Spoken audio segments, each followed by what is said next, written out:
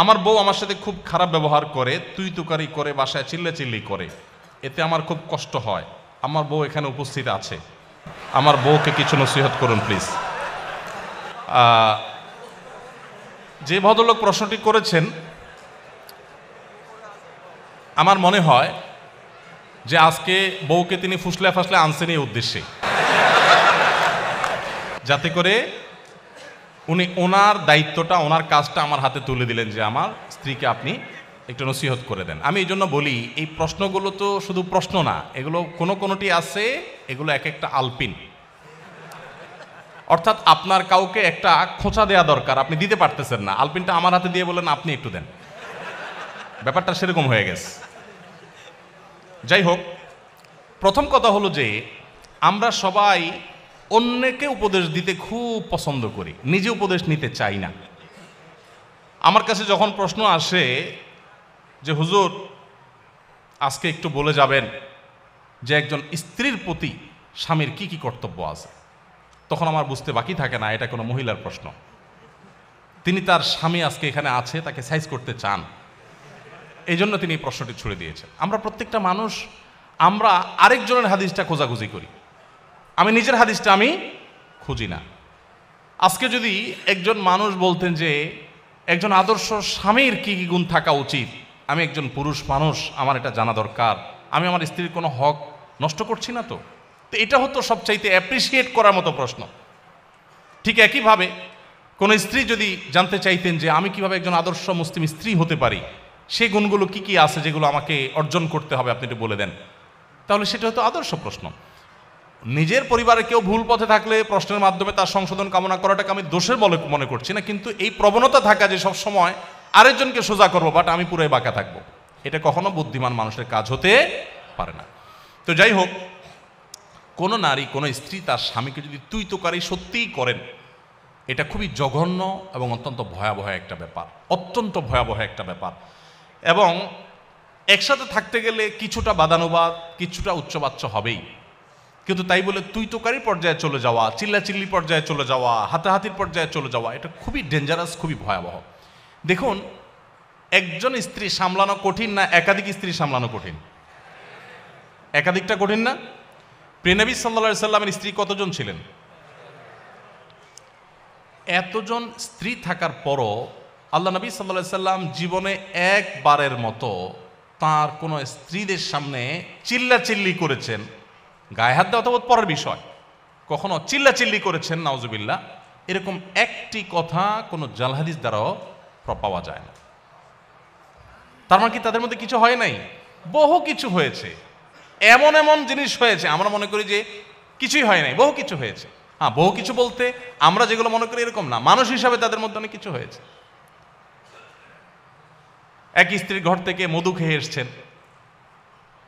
হাফসা রাদিয়াল্লাহু তাআলা আনহা, আয়েশা রাদিয়াল্লাহু তাআলা আনহা দুজন সলা পরামর্শ করলেন যে ওনার বাসায় যায় মধু খাইলো, সতীন হিসাবে একটা ঈর্ষা থাকে, তো আমরা ওনাকে আসলেই বলবো যে আপনার মুখ থেকে মাগাফিরের ফলের গন্ধ আসতেছে। ঠিক ওই প্ল্যান অনুযায়ী রাসূল আকরাম সাল্লাল্লাহু আলাইহি ওয়াসাল্লাম আসার পর বলতেছে, আপনি কি মাগাফির খাইছেন? মাগাফির গন্ধ আসতেছে কেন মুখ থেকে?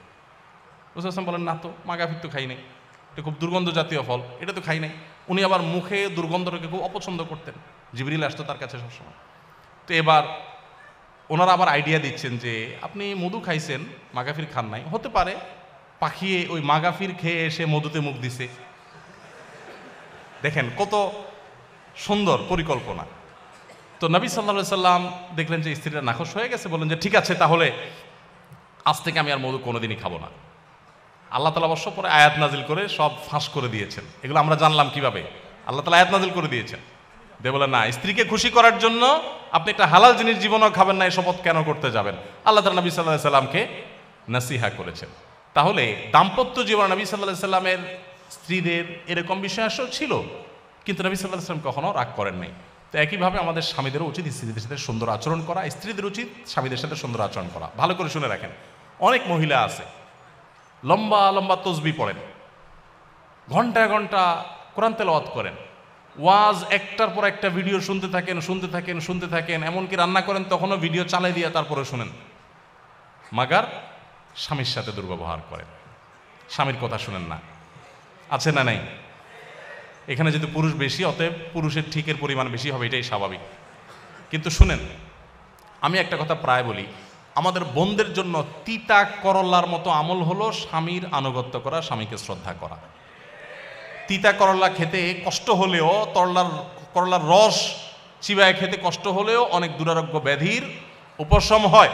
ঠিক একইভাবে আপনি যদি জান্নাত পেতে চান, আপনার স্বামীর অনেক কিছু অপছন্দনীয় হলেও যতক্ষণ পর্যন্ত সে আপনাকে কোরআন হাদিস বিরোধী কিছু করতে না বলবে, ততক্ষণ পর্যন্ত তাকে মেনে চলা, শ্রদ্ধা করা, এটা আপনার কর্তব্যের অংশ। স্বামী তো পরের কথা, যে কোনো বয়সে বড় মানুষকেই তো শ্রদ্ধা করতে হয়, না হলে তো নবী সাল্লাল্লাহু আলাইহি ওয়াসাল্লামের উম্মতই থাকতে পারে না সে।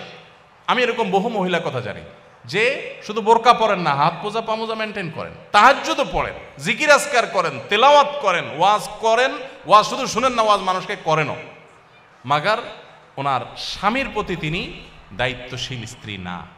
কখনো এই মা নারী আল্লাহর কাছে প্রিয় বান্দী হতে পারবে না। ইসলাম যে সুন্দর একটা পরিবার ব্যবস্থাপনা আমাদের দিয়েছে, এটার মূল মন্ত্রটা এখানে যে স্বামীকে তার স্ত্রীর প্রতি সর্বোচ্চ সদ্ব্যবহার করার নির্দেশ করা হয়েছে, আবার স্ত্রীকে স্বামীর প্রতি রেসপেক্ট করতে বলা হয়েছে। সবাই যার যার জায়গায় সর্বোচ্চ ভালো হওয়ার চেষ্টা করবে। এবং স্বামীদের ব্যাপারে নবী সাল্লাল্লাহু আলাইহি ওয়াসাল্লাম কত বড় কথা বলেছেন যে তোমাদের ভিতরে সবচাইতে উত্তম মানুষ সে যে তার ফ্যামিলির কাছে, স্ত্রীর কাছে ভালো।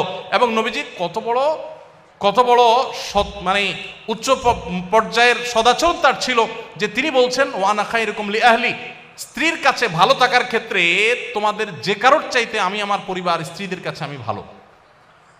এতজন স্ত্রীর কাছে ভালো থাকা সহজ কাজ না কঠিন কাজ? কি পরিমাণ ধৈর্যের পাহাড় হলে এটা সম্ভব? অতএব স্বামী স্ত্রী উভয়ের প্রতি দায়িত্বশীল হওয়া উচিত। বিশেষ করে মা বোনরা তথাকথিত বরবাদ হয়ে যাবে।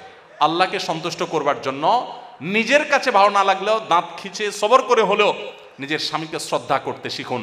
আপনাকে ওরা উস্কানি দিবে, আর রেখে দাও, ছেড়ে যাও ওকে, কারোর উপরে তোমাকে নির্ভর হয়ে থাকতে হবে নাকি? ওরা উস্কানি দিয়ে আপনাকে বের করে দিবে। এর পরবর্তী ইতিহাসটা আর ওরা আপনাকে জানতেও আসবে না, মানুষকে জানাতেও আসবে না। এই জন্য আল্লাহর ভয় যদি থাকে, স্বামী স্ত্রী পরস্পর প্রতি শ্রদ্ধাশীল হতে হবে, এবং এটা না হলে আপনার তাকওয়া কখনো শক্তিশালী হবে না। আপনার জন্য সবচেয়ে বড় চ্যালেঞ্জগুলোর একটা হলো, মনে রাখেন, আপনার জন্য নফল নামাজ পড়া, কোরআন হাদিসের অনেক কিছু চর্চা করা আপনার জন্য এত কঠিন না, স্বামীর আনুগত্য করা তত কঠিন। নবী সাল্লাল্লাহু আলাইহি ওয়াসাল্লাম মেয়েদের জান্নাতে যাওয়ার পূর্ব শর্ত 4টা উল্লেখ করেছেন। ইজা সাল্লাতিল মারআতু খামসাহা ওয়া সামাত শাহরাহা ওয়া আতাআত যাওজাহা ওয়া হাফিজাত ফারজাহা। 5 ওয়াক্ত নামাজ যখন নারীরা ঠিকমতো পড়বে, রমজান রোজাগুলো যখন ঠিকঠাক মতো রাখবে, এবং স্বামীর আনুগত্য, কথা মেনে চলবে, এবং নিজের ইজ্জত সম্ভ্রমকে হেফাজত করবে, এই 4টা কাজ যদি ঠিকমতো করে, সোশ্যাল মিডিয়াতে অ্যাক্টিভিটিসের মাধ্যমে বেপর্দা করে না, বাইরে বেপর্দা হয়ে যায় না, অন্য মানুষদের সাথে যোগাযোগ করে না, স্বামীর অন্যায় নির্দেশ যতক্ষণ না হয় ততক্ষণ পর্যন্ত তার আনুগত্য করে চলে, এগুলো যদি হয় তাহলে সেই ব্যক্তির জন্য জান্নাত অনেক সহজ। আমাদের মা বোনদেরকে আল্লাহ তাআলা আমলটা কঠিন হলেও করার তৌফিক দান করুন।